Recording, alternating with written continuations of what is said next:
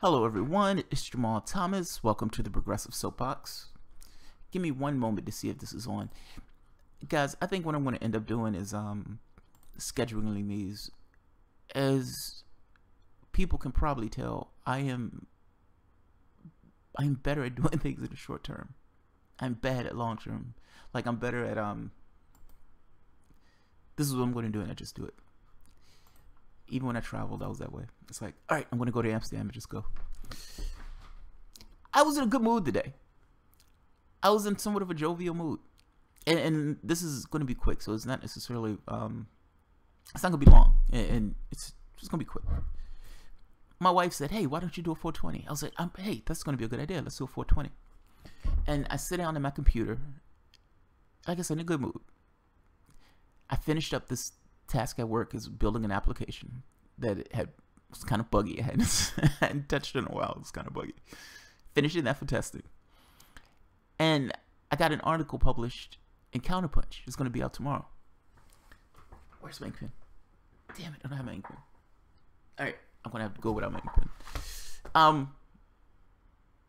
It's funny, it bugs you. It's like, I think I channeled fidgety energy into my pen or something. It's weird.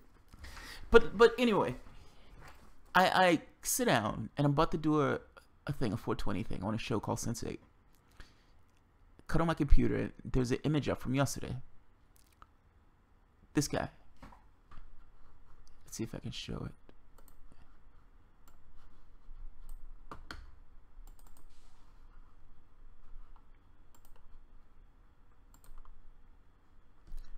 Two presidents condemn racial bigotry amid Trump backlash. And this is The Guardian, but it's not just The Guardian. It's all over.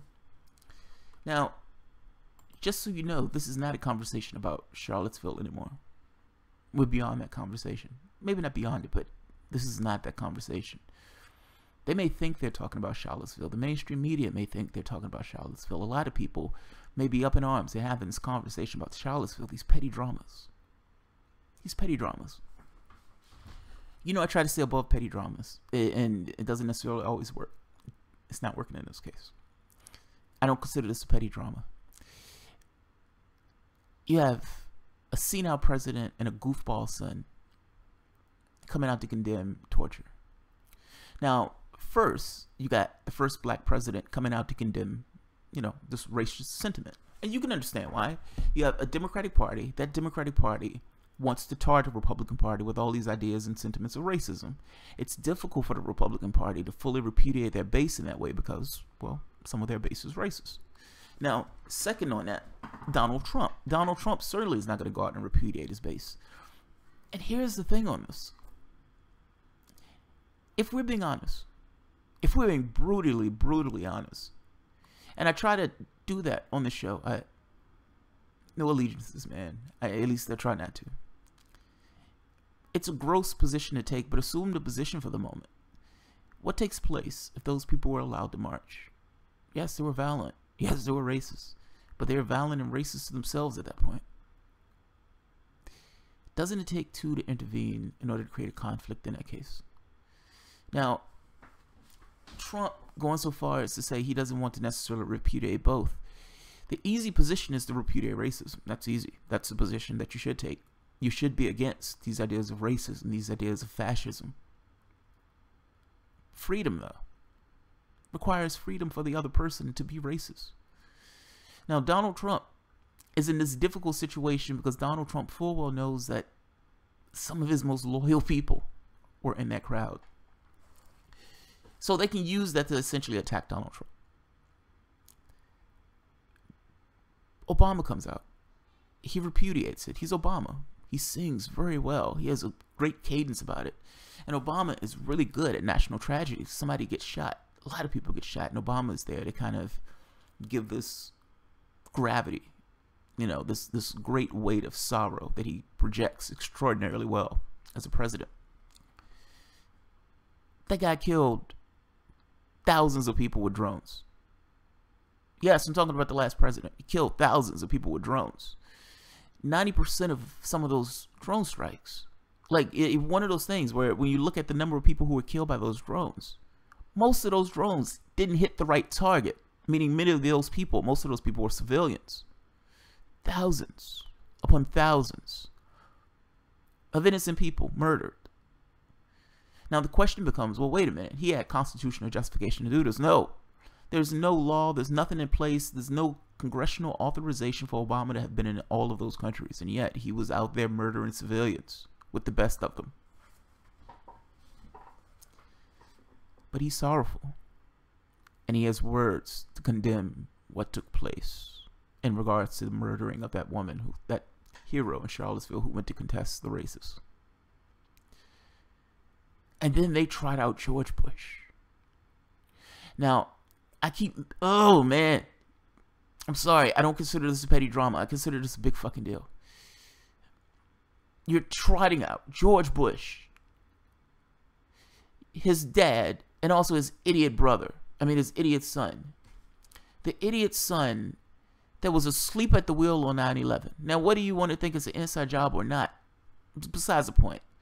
A plane hit towers. That was the president that was on duty at the time.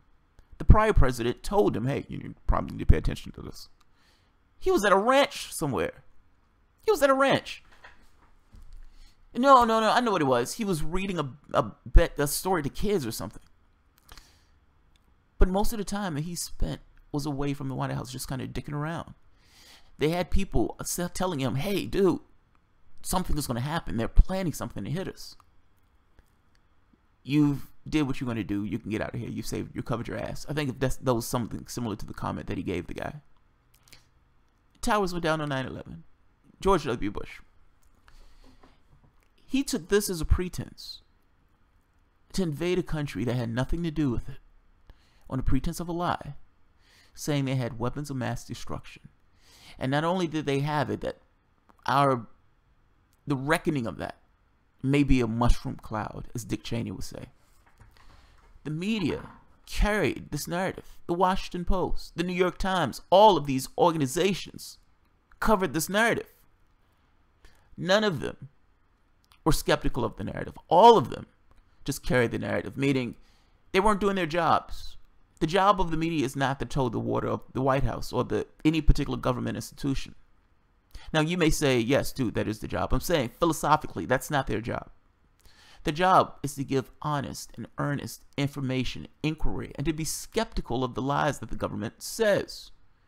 They're weapons of mass destruction in Iraq. And none of these organizations, for the most part, that were supposed to be there, these institutions, be it government or media, did anything about it. That maniac, that war criminal, who's out there right now finger painting, murdered 1 million people. This blows my mind. How does this guy get to walk around and be perfectly okay? Is it just because he was wearing a suit? Is it because he's wearing a suit? Is it because he's an American president? He's completely untouchable from any law at all law. He's a law unto himself. I, George Bush, can lie to the people of the United States to get us involved into a conflict that murders 1 million Iraqis, that exacerbates or explodes a Middle East, leading to the next X number of years that we've been in those countries. We are still in those countries today. That's that goofball. That goofball approved torture in order to create a link between 9/11 and Saddam Hussein, and he could not find a link. The link wasn't there, even though he was torturing people to do it. Guess what? Torture is against the law. Torture was against the law. And some of those people were murdered during torture. Our government, George Bush. This is the guy for moral rectitude. This upstanding guy, this last Republican president that was in office with this level of dignity and earnestness, where he's going to look down and say, yeah, racism is a horrible thing. People shouldn't be racist. Wags the finger. Media should be ashamed of itself. Media should be absolutely ashamed of itself.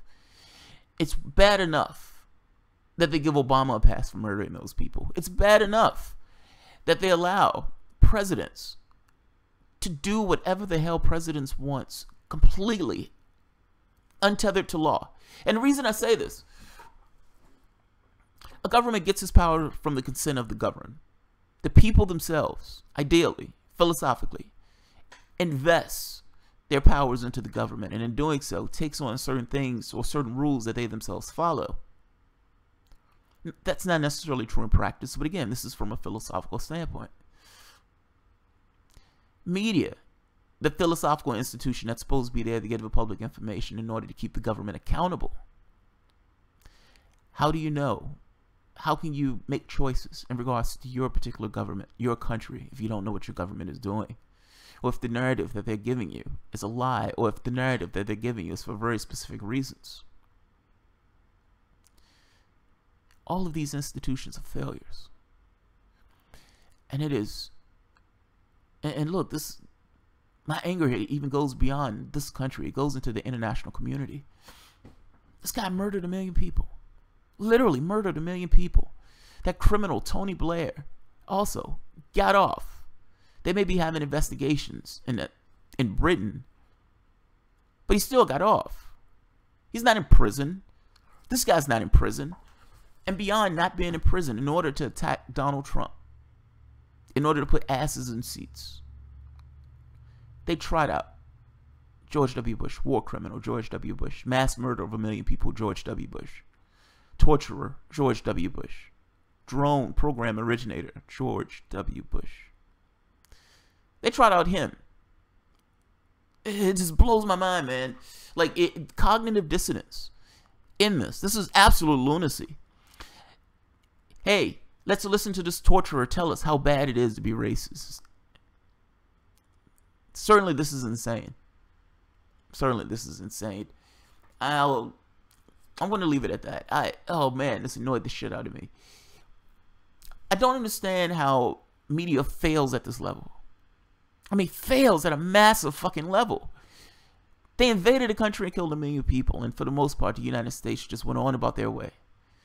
Not caring about what took place in those countries. Not caring that Obama was destroying one country after the next. Libya, supporting Saudi Arabia when they were starving Yemenis. This is the behavior that we're talking about. Paying terrorists to undermine the government in Syria, keeping that war ongoing. Oh, but these guys are so amped up about racism. They're so, they care about racism. Racism is such a horrible, horrible, disgusting thing. But bombing and murdering innocent civilians, not so much. That's okay. That gets to pass. This is theater. This is done purely to attack Trump. And yes, he's susceptible to this attack because Trump is a racist. I understand that some of my viewers hate when I say that, but Trump is a racist, at least based upon my perspective and my latitude. Nothing that happened in Charleston, him, whether he repudiated him or not, give a shit if he repudiated him. What does it matter? What does it matter? If Donald Trump came out and says, yes, I think racism is horrible, do you believe Donald Trump is any less racist for saying it? If he said racism is fucking awesome, do you believe Donald Trump is any more racist for saying it? It's almost like these gachus in society. We want him to say it just so we can make him say it. We just want to make him say it. We just want to make him say it. We want to use it as a political point to get him to say it. There's no there. This stuff is political theater, man. It angers me. It angers me. I'm going to leave it at that. It pisses me off. Otherwise, I'm going to just start repeating myself. Yeah, I'm going to leave it at that. Alright, guys. If you enjoy the content, feel free to share, write, subscribe. And, of course, you can always support the work through Patreon. This pissed me off. I have to be honest, this pissed me off. It just amazes me. I don't understand how life is so casual. Meaning, a person, just, and I'm going to leave it at this. Any random person, just an individual. That individual having the capacity, if that individual had his needs met. Meaning, just like a plant for the most part. A plant doesn't grow by itself. It needs certain things for that thing to grow and mature. People are the same way. We're not necessarily things unto ourselves. Whether it's cognitive or physical. There are certain things that you think per se. You're going to interact with people. You're going to come in contact with ideas, opinions, your culture, your history, your family, your friends. Not even just your friends, your world events and the areas in where you live. All those things, they leave a particular mark on you. They create the person who you are to some extent. You're not a thing unto yourself. You're never a thing unto yourself. This idea of individuality is somewhat of a myth. Even physically. You're going to have certain physical things, certain physical limitations. But those things, again, are things that you need to be a fulfilled person. That is an immense amount of potential in a person and the things that what that person can do. You've had a bunch of people who were apes crawling around on all fours, going from what, 2,000, 3,000, or how many other thousands of years to create a rocket ship that goes to the moon. That's a fucking amazing achievement. Literally a person, somebody who started from scratch, trying to understand their particular reality, or at the very least the principle of their particular reality, foraying into this thing of space, contemplating the nature of reality, just even getting to that point. That is an amazing fucking thing. What are the things that can be accomplished with human ingenuity? And think about all of the people who are living in squalor, who doesn't get the opportunity to allow their potential to be expressed on the world stage. What would that do to the world? That's all I'm saying, man. It's life is taken so casually, and particularly in America. I think part of it is because we haven't necessarily been hit. Like, I think when you're in like London or some of those other countries who've been in wars, they have, I think, a different mindset on this. We treat life casually, and we should not do that. And that's going to bite us in the ass at some point. So I will leave it at that. Alright guys, if you enjoy the content, feel free to share, write, subscribe, and of course you can always support the work of Patreon. I think I already said it. Have a good one.